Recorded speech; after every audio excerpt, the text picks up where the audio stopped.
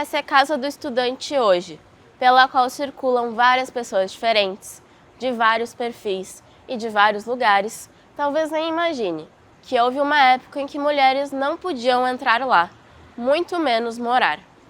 Essa situação mudou a partir de 1980, quando houve uma invasão feminina, um protesto para que as regras da casa mudassem. Essa iniciativa aumentou um movimento que existia há algum tempo, até que, 3 anos depois, em 1983, as mulheres passaram a ter, assim como os homens, o direito à moradia estudantil.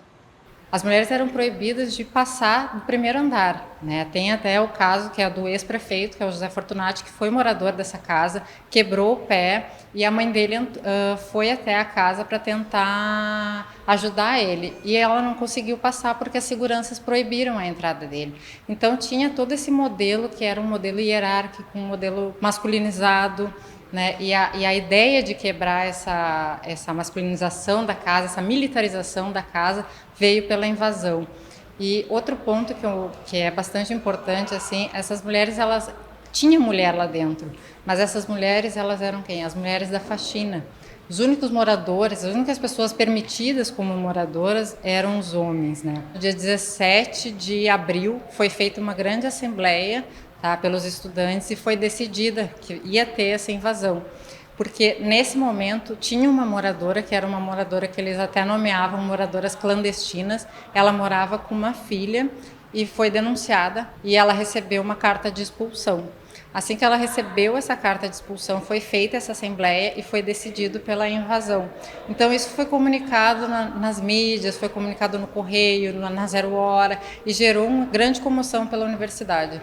E o que acontece? Essa comoção fez com que todos os estudantes começassem a se reunir em diretórios, DCE, começaram a programar, a fazer cartazes, a conversar entre si para que tivesse, no dia 29, uma repercussão forte, né? Então teve todo um trabalho assim militante mesmo, de ir passo a passo, entregando papéis, assim, dizendo, isso daqui é um momento importante para a universidade, é um momento importante para nós estudantes, vamos até lá. Essas estudantes também, elas estavam engajadas no feminismo, num feminismo que começava a entrar nas universidades e começava a ter uma ideia de feminismo muito mais prático, né? Um feminismo que tinha a ideia da assistência estudantil, que brigava pela creche, que saía um pouco do campo teórico para entrar para uma praticidade, né? Resolver de fato assim alguns problemas pontuais das mulheres.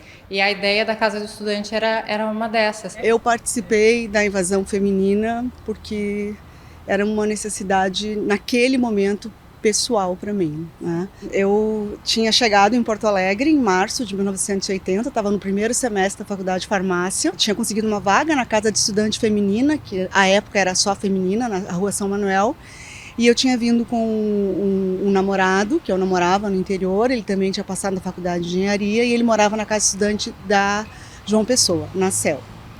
E já nesse primeiro mês de Porto Alegre, de URGS, a gente sentiu a dificuldade que era para as pessoas se relacionarem, né? Vindas do interior, sem dinheiro, sozinhas e se sentindo assim estranhas numa cidade como Porto Alegre e na universidade.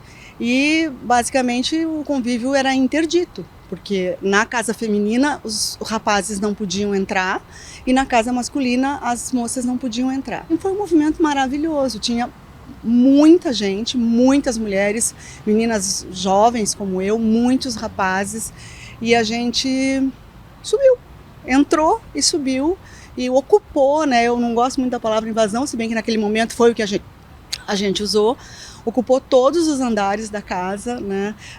Andamos pelos corredores, pelos quartos, os guris nos convidaram a conhecer e fomos nas sacadas e finalmente eu fiquei num grupo lá em cima, no terraço, né? E aí foi muito interessante, para mim foi como uma abertura para o mundo. Foi a primeira vez que eu ouvi falar em coisas como equidade, como feminismo, como respeito à mulher, como respeito às necessidades de convívio dos estudantes na universidade. Então foi realmente muito transformador. Uma das coisas que eu fiz quando eu entrei na Casa Estudante foi me candidatar para ser uma das coordenadoras de hall, assim, eu era uma das coordenadoras do meu andar, e naquele momento nós tínhamos 9 andares, cada andar tinha, né, um coordenador, e a gente se reunia para discutir política da universitária também, né, como melhorar as nossas condições ali. Então a gente conseguiu fazer uma obra muito importante, a gente pintou todas as paredes da Casa Estudante naquele momento, a gente, né, claro, com o apoio da universidade, mas, né, pedindo esse apoio à universidade. A gente conseguiu fazer uma rifa para colocar internet em todos os quartos, o que naquele momento, imagina, estava começando, isso foi lá nos anos 2000, né? A internet já era uma realidade, mas a gente ainda tinha muita dificuldade de acesso. E o quanto isso foi importante para que a gente pudesse ter esse apoio, né, de todo esse material à disposição como referência bibliográfica para o curso que a gente estava fazendo, né? Então, a gente politicamente conseguiu muitas melhorias na Casa do Estudante. Eu acho que isso também é importante, essa formação, né, de política estudantil que a gente tem nas Casas do Estudante até hoje, ela é muito importante, e ao mesmo tempo beneficiando todos os estudantes que estão ali. Hoje eu sou professora da universidade, né, e muito do que eu sou eu devo à universidade, tanto na questão de formação, a minha graduação, a minha especialização em análises clínicas, depois o meu mestrado, o meu doutorado, tudo isso eu fiz aqui, então eu devo muito à URGS. Eu me sinto realmente, assim, como uma filha da URGS, muito orgulhosa do espaço que eu conquistei aqui dentro da universidade. E com certeza a Casa Estudante ela foi essencial nesse sentido. Se eu não tivesse a oportunidade de ter um local para morar gratuito, eu nunca conseguiria ter feito uma pós-graduação, nunca conseguiria ter feito uma graduação naquele momento, né?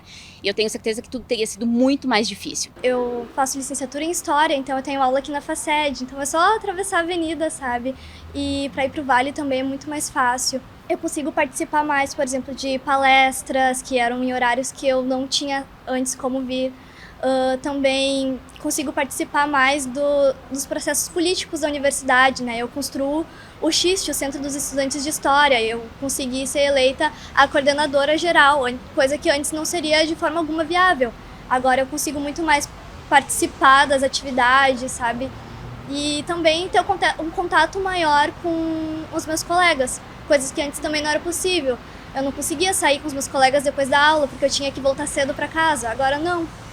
Então, a CEL é uma grande oportunidade para mim na minha graduação e como pessoa mesmo, como cidadã. A gente vê hoje o quanto é importante a gente ter uma diversidade, né? Esse compartilhamento dos saberes, né, das experiências, da forma mais diversa possível, seja de gênero ou seja, então, com grupos, né, de pretos, pardos, transexuais, de indígenas. Hoje a gente já tem indígenas na universidade, o que é maravilhoso também, né?